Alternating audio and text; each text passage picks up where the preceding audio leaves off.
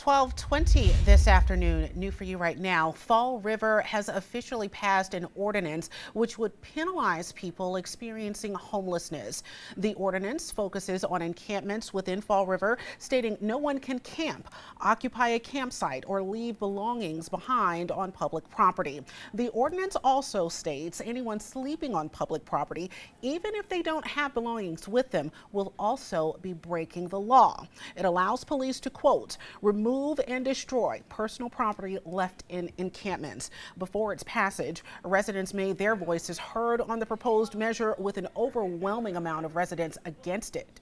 Having outside camping equipment, confiscating tents and things like that, all it's going to do is perpetuate people into a state of fear. It won't accomplish the thing that you're trying to accomplish, which is to make there not be these encampments. Do you know what works? The creation of affordable housing. One city councilor clarifying the ordinance does not criminalize homelessness or encampments.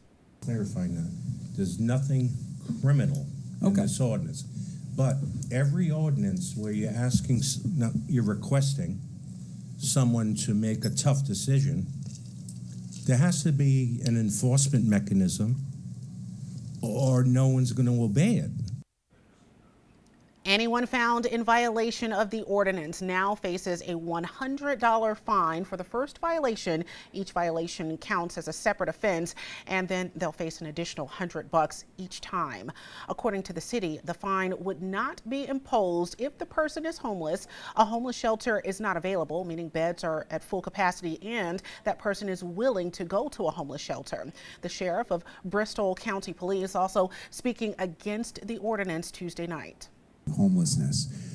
The way it works and unfolds, the way it ends up being more inmates in my jail, which is I don't think what anybody wants, is that when fines are placed on someone, the fines have to be paid.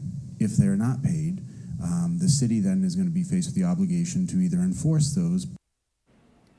Now, this latest homeless encampment ban comes after another one was passed in Cranston back in August.